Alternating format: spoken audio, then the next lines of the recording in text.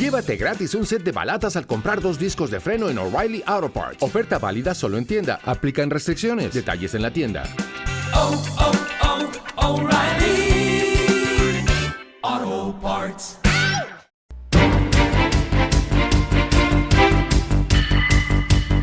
Mañanas en Libertad, con Luis del Pino.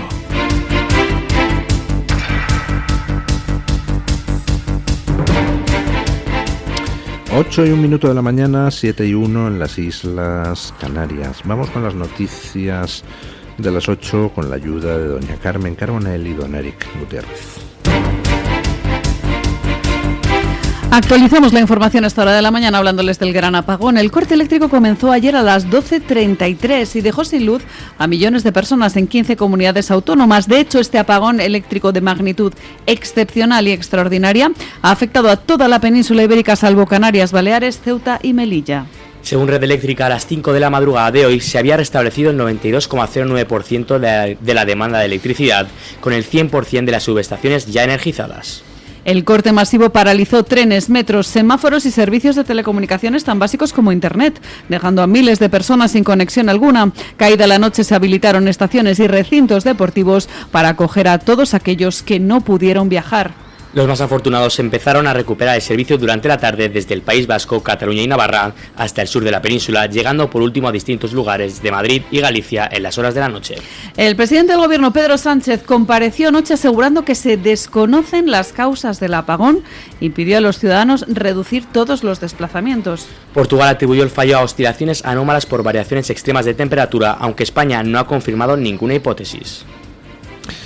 Bueno, desde hace años se venían produciendo los avisos. Antes he retuiteado una noticia que sacaba el periódico El Mundo en febrero de 2023, hablando de cómo el acelerón verde aumentaba la probabilidad de apagones. Y a cuenta del tema de la central nuclear de Almaraz, pues resulta que ha habido informes que alertan de que se incrementaba todavía más el riesgo. Red Eléctrica salió hace menos de 3 semanas a desmentir que hubiera en España la probabilidad de apagones. Y su presidenta, exministra socialista de Vivienda, compareció en algunos medios de comunicación a decir que aquello nada era un perfecto bulo, que no había posibilidad de que en España, cuando se cierre Almaraz, hubiera apagones. Bueno, pues ya ha habido apagones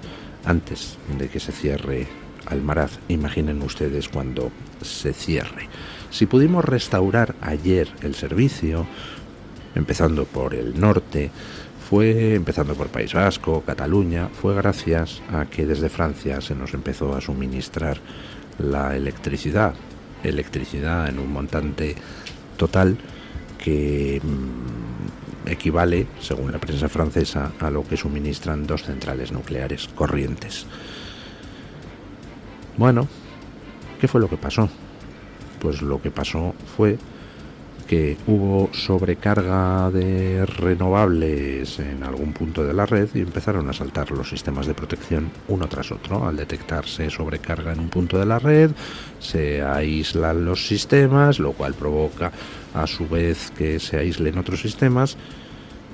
En fin, un follón de 3 pares de narices que motivó que todo al final quedará absolutamente paralizado. Las consecuencias económicas pues las iremos conociendo a lo largo de los días. Por supuesto, ayer la gente perdió dinero a expuertas debido a este apagón.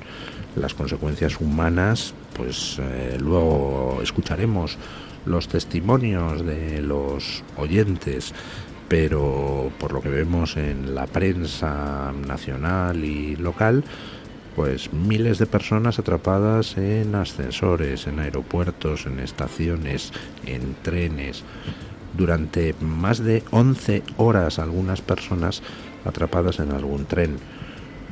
Los bomberos rescatando de los ascensores a grupos de personas encerrados durante 7 horas en el ascensor. Gente que no podía bajar de los pisos por estar impedidos o ser muy mayores, y alguno de los cuales pues ha muerto por no poder acceder a su bombona de oxígeno diaria. Bueno, consecuencias impactantes y generalizadas. Sin electricidad no funciona absolutamente nada. ¿Cómo se va a afrontar la situación? El recuperarse de esto que ha sido un apagón. Bueno, pues ahora sí vamos a tener declaración de emergencia. Escuchen. El ministro del Interior, Fernando Grande Marlaska, ha declarado este lunes la emergencia de interés nacional en Andalucía, Extremadura, Murcia, La Rioja y Madrid, tras un apagón eléctrico de magnitud excepcional y extraordinaria que ha afectado a toda la península ibérica, salvo Canarias, Baleares, Ceuta y Melilla. La decisión había sido solicitada por comunidades afectadas, ya que el ministro tenía la dirección y coordinación de las actuaciones y recursos de los distintos niveles de la administración. Grande Marlaska presidió un comité de coordinación extraordinario tras participar en 2 reuniones del Consejo de Seguridad Nacional. Como saben, el corte eléctrico de origen aún indeterminado ha paralizado infraestructuras críticas en España, Portugal y parte de Francia. La recuperación del suministro se prevé progresiva en Aragón, Castilla y León y la Comunidad Valenciana, donde aún hay personas sin luz. Allí también se ha activado el nivel operativo 2 de sus planes de emergencia. Incluso se ha solicitado la intervención de la UME. Y es que el apagón eléctrico que este lunes dejó sin suministro casi toda la península está provocando un colapso generalizado en servicios esenciales, afectando aún gravemente a hospitales, sistemas de transporte y telecomunicaciones.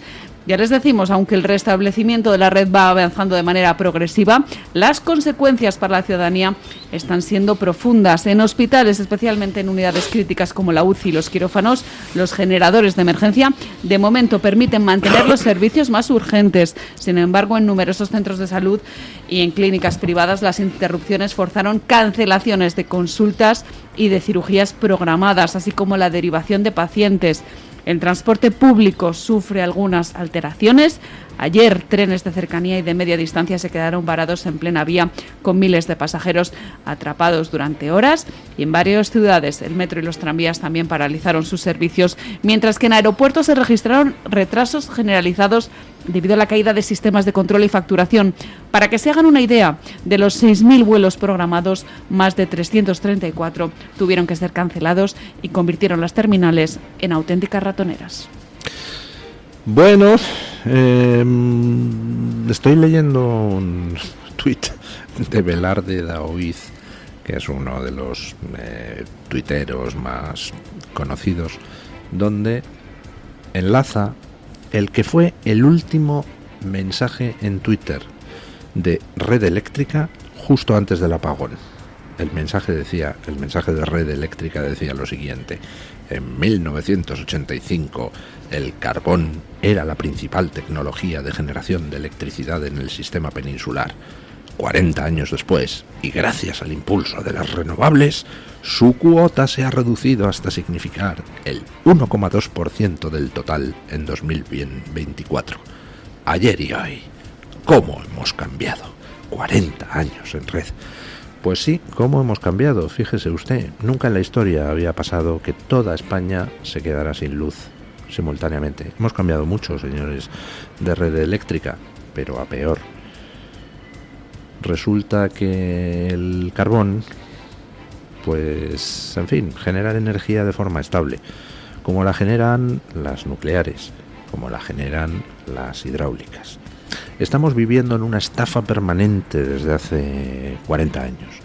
La estafa de que es que hay que poner renovables, y las renovables que hay que poner son solar y eólica, es decir, justo las que fluctúan, las que no te dan una energía estable. Hay otra energía renovable enorme, la hidráulica. Es más, la hidráulica permite, con las centrales de bombeo, tener reserva de energía, porque tú tienes agua en una central, produces energía soltando el agua, y luego puedes, mediante bombeo, cuando en la red hay exceso de oferta de energía, devolver el agua a la central y acumulas más energía para cuando haga falta. Pues nada, tenemos, me parece, 3 o 4 centrales de bombeo. Podríamos hacer 200, pero no, lo que toca es destruir presas, ¿no?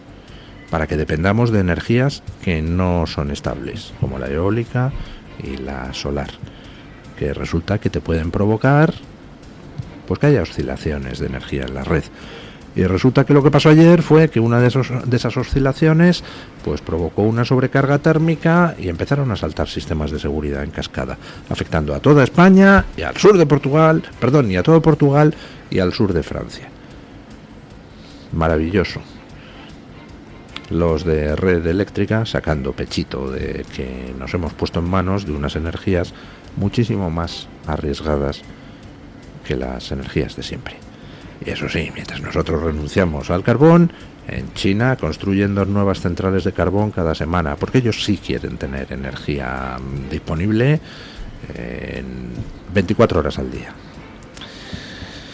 Bueno, el comportamiento de la gente ayer pues fue curioso en el sentido de que se volvió a vivir pues ese mismo tipo de pánico previsor que ya vivimos durante la pandemia. Escuchen.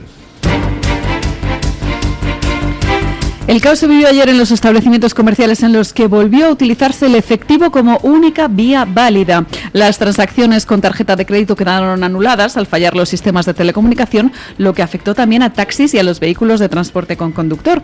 En cuanto a los suministros, lo más buscado eran las linternas, las pilas y la radio, que era el único medio de comunicación que estaba funcionando y no todas las emisoras. De hecho, nuestro propio medio de comunicación está experimentando aún problemas técnicos con la emisión, por lo que les pedimos disculpas.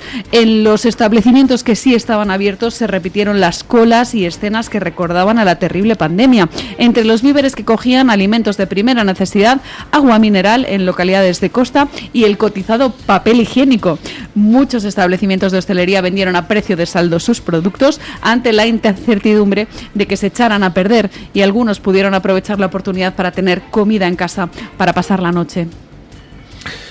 Bueno, pues ayer la gente se acercó a los supermercados y me resulta muy curioso que le diera por comprar papel higiénico a mansalva.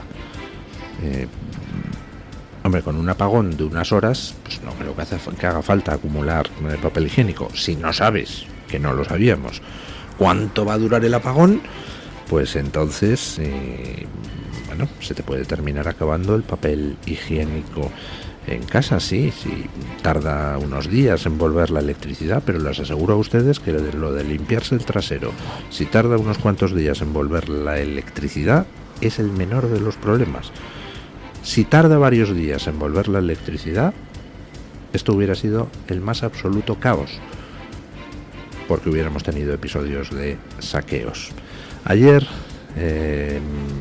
pues la luz afortunadamente empezó a volver a lo largo de la tarde, primeras horas de la noche en muchísimos sitios de España, lo que evitó que viéramos alguna escena dantesca como las de La Dana. Pero si hubiera tardado la electricidad varios días en volver, pues entonces no les quepa a ustedes duda de que habríamos visto episodios de saqueo, incluso aunque fuera saqueo bien intencionado, es decir, gente que simplemente se ha quedado sin nada, no tiene dinero en efectivo, no tiene nada, tiene que comer, la tienda de la esquina está cerrada, la revienta y entra y coge algo.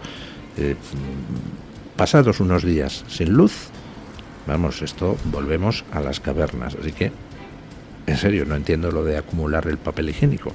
Sobre todo porque justo eso es algo que, hombre, con una palanganita de agua, pues te puedes, en el peor de los casos, si se te ha acabado el papel higiénico, limpiar. Hay otras cosas infinitamente más necesarias para este tipo de situaciones, como por ejemplo, pues eso, un infiernillo donde cocinar algo, la comida, en caso de que la interrupción del suministro eléctrico dure más de un día. Pero bueno, afortunadamente parece que en menos de 24 horas se ha restaurado el suministro eléctrico en todas partes.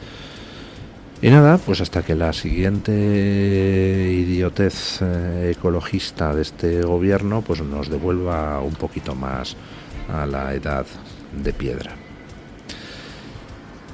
Ayer, de no haber sido por el gran apagón, pues lo que habríamos tenido hoy como noticia de portada en todos sitios habría sido otra cosa. habría sido el procesamiento del hermano de Pedro Sánchez, así que no dejemos que caiga en el olvido. Vamos con ello. Terminamos el repaso de las noticias contándoles que la titular del Juzgado de Instrucción número 3 de Badajoz ha procesado a David Sánchez Pérez Castejón, hermano del presidente del Gobierno, por presuntos delitos de prevaricación y tráfico de influencias. La magistrada sostiene que existen indicios de que obtuvo una plaza en la Diputación de Badajoz en el año 2017, diseñada a medida, permitiéndole evitar acudir diariamente a un despacho. El auto también afecta a Luis Carrero, exasesor en Moncloa, presuntamente favorecido por su estrecha relación con Sánchez, y a Miguel Ángel Gallardo Miranda, el líder del PSOE en Badajoz. Según la jueza, los correos intervenidos revelan que David Sánchez impulsó la creación de ese puesto de coordinador provincial que él mismo ocupó, así como la contratación de Carrero, quien trabajó en el mismo despacho.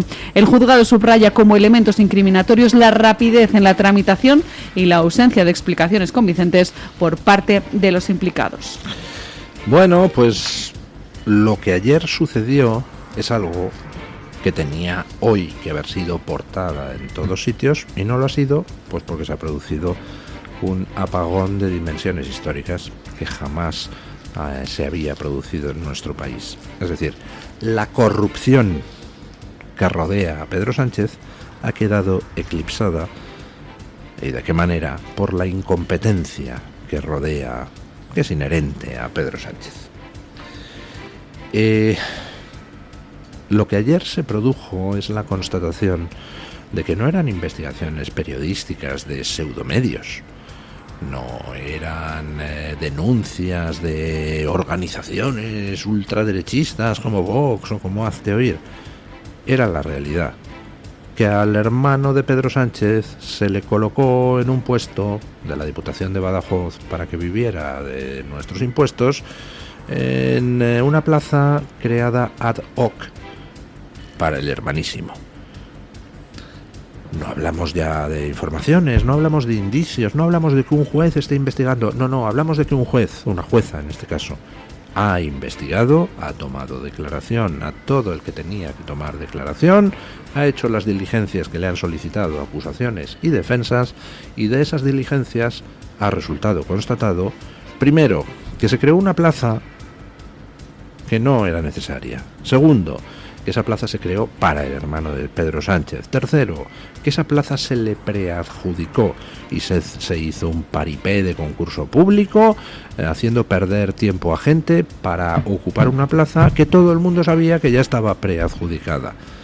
Cuarto, que encima esa plaza absolutamente innecesaria fue ocupada por un señor, el hermano de Pedro Sánchez, que tampoco se molestó en hacer algún trabajo útil. Vamos, por no hacer no hacía ni los informes anuales una vez al año para explicar qué hacía en su puesto. Resulta que al final tuvieron que improvisar unos informes que la juez detectó a través de los peritos oportunos, que caramba, siendo informes de distintos años, estaban todos firmados con el mismo bolígrafo. ¡Qué apañadito es el hermano de Pedro Sánchez! O qué apañaditos son los de la Diputación de Badajoz, que guardan el mismo bolígrafo para firmar los informes todos juntos al cabo de los años. En fin. ¿Qué va a hacer Pedro Sánchez? Porque la noticia tiene un resumen muy fácil. El hermano del presidente del gobierno imputado por llevarse la pasta pública. ¿Creen ustedes que en algún país normal, en algún país no bananero, podría continuar un segundo más el presidente del gobierno en su puesto? Bueno, pues no sé, a lo mejor nos sorprende Sánchez hoy y dimite por la imputación de su hermano. O quizá no, en cuyo caso tendremos que esperar a que haya más imputaciones.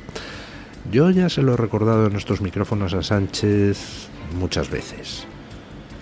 Si el hermano de Pedro Sánchez en estos momentos va camino del banquillo, porque ya va camino del banquillo, es pura y simplemente porque Sánchez sigue en la Moncloa. ¿Cuántos hermanos de Pedro Sánchez hay colocados en la administración pública española? Es decir, ¿cuánta gente como el hermano de Pedro Sánchez han colocado? Pues decenas de miles, cientos de miles, me atrevería a decir. Hermanos de cargos públicos de partidos políticos debe de haber colocados en las administraciones públicas cienes y cienes. Pero no todos ellos son noticia. ¿Por qué? Pues muy sencillo, porque no todos ellos son hermanos del presidente del gobierno. Lo quiera Sánchez o no, su permanencia en Moncloa pone el foco como su hermano. Si su hermano le hubiera importado un pimiento en algún momento, Pedro Sánchez se habría ido de Moncloa hace tiempo, para evitarle los sinsabores a su hermano, para evitarle los sinsabores a su mujer, que va a seguir el mismo camino del hermano, para evitarle los sinsabores a algunos miembros del partido, porque al desaparecer de Moncloa Sánchez, inevitablemente el foco pierde intensidad, el foco puesto sobre David, sobre Begoña, sobre José Luis. Pero Pedro Sánchez, ya saben ustedes que lo suyo es la resiliencia. Y si tiene que resistir en la Moncloa, aunque imputen a toda su familia, pues ahí sigue el tío. Bueno, a ver, si su familia se lo consiente, también será que sarna con gusto no pica. Pero vamos, ahí está atornillado, incluso aunque eso signifique que nos lleva a las cavernas, como pasó ayer. Ya estamos como en Cuba o en Venezuela, con apagones generalizados. Pues estupendo. En fin, vamos con don Juan Carlos Tellez para que nos cuente de trae hoy Voz Media en portada. Buenos días, don Juan Carlos. ¿Qué tal, don Luis? Muy buenos días y saludos para todos los oyentes de Mañanas en Libertad, donde hoy les vamos a hablar largo y tendido de estos 100 primeros días de Donald Trump al frente de la administración de los Estados Unidos. Pero antes también les recomendamos que no se pierdan la última hora sobre las elecciones en Canadá, el país vecino de los Estados Unidos, donde ha habido una victoria bastante contundente de Mark Carney, el candidato del Partido Liberal, que va a ser el próximo primer ministro de Canadá. Un Carney que dio la vuelta a las encuestas en las últimas semanas desde la renuncia de Justin Trudeau y que ha hecho que los votantes opten por seguir con esta tendencia liberal y bastante izquierdista extrema, podemos decir, del país del norte de los Estados Unidos de América. Veremos a partir de ahora cómo se mantienen estas relaciones entre Estados Unidos y Canadá, y también les recomendamos en Voz.us un análisis sobre la figura de Mark Carney, un primer ministro, un nuevo primer ministro que siempre se ha presentado como un outsider del sistema, pero que realmente es uno de los grandes arquitectos, no solamente de las políticas más radicales de Justin Trudeau, sino también del globalismo que impera hoy en día en todos los países occidentales. Les recomendamos nuestro análisis, Mark Carney, un insider consumado de la élite que no se pueden perder ya en Voz.us. Respecto a los 100 primeros días de Donald Trump, los ha cumplido como comenzó, prometiendo mano dura contra la inmigración ilegal, y por eso esta misma noche ha firmado varias órdenes ejecutivas, algunas de ellas orientadas precisamente a luchar contra esta inmigración ilegal. La más importante, la que intenta quitar poder a las ciudades y estados santuario. Ya saben que son lugares, estados, ciudades gobernadas por dirigentes del Partido Demócrata que se han convertido en santuarios para la inmigración ilegal, en la mayoría de los casos incluso saltándose la ley y poniendo en peligro la vida, la integridad de sus propios vecinos. Pues bien, Donald Trump ha fortalecido, entre otras medidas, la actuación policial, incluso del ejército, en estas ciudades para que se cumpla con la ley y se sigan llevando a cabo las deportaciones de inmigrantes ilegales en los Estados Unidos. También Donald Trump esta noche ha firmado una orden para nombrar a 20 nuevos miembros que intenten reformar la FEMA, el organismo de emergencias de los Estados Unidos, y hacer que Estados Unidos, dice Trump, vuelva a ser seguro. Les recomendamos en Voz.us que conozcan quiénes son estos nuevos nombramientos de Donald Trump y veamos si vuelve a conseguir que el país sea un país como conocimos en su momento, un país seguro. Es todo, que pasen una feliz mañana desde Voz.us. Muchísimas gracias, don Juan Carlos. Hacemos una pausa publicitaria y a la tertulia del día.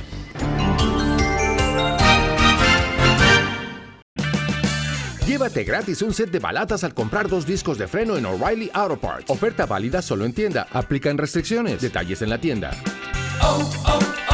O'Reilly Auto Parts.